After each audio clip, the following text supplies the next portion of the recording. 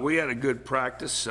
We didn't have a game. We just had, like a mock for substitutions and personnel changes in the kicking game, things like that.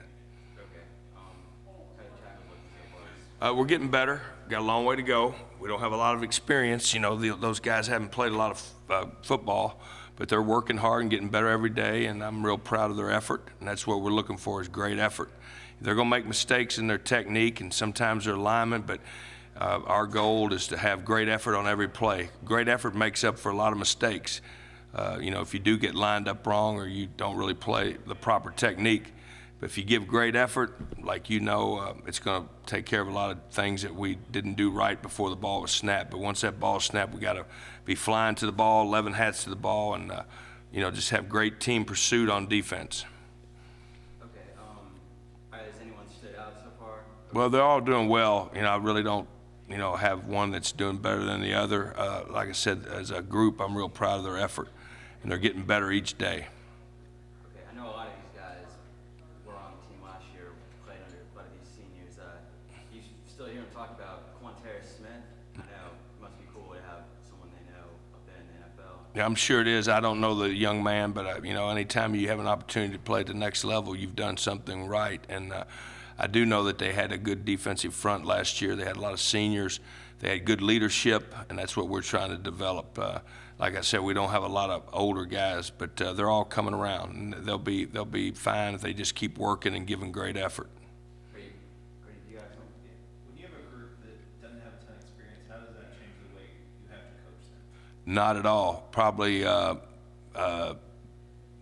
have to pay attention to detail. Coach Petrino's big on that.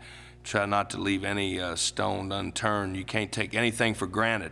Even with a senior, with a fifth-year senior, every day is the same. We try to get better. We want them to learn how to practice, how to take notes in meetings, how to conduct themselves, in the building, being on time, all the things it takes to be a good football team.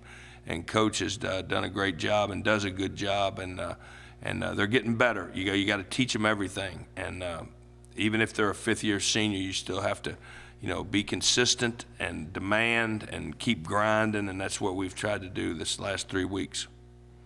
We've been around a lot of different in-state rivalries and preparing for that next week. Can you just talk about the intensity of those that you've been around in the past? Well, I've been very fortunate and lucky. I've been in some really big games. But honestly, as a coach, and I know this sounds like coach talk, you have to treat each team the same, because you can't get too high and too low. And, I know there'll be a lot of excitement for this game, and there should be for every game. If you're a football player and you put in, 12 months a year, you only have 12 or 13 opportunities, so you have to treat every game like Team X and prepare just like the first game that you would for your last game or your bowl game.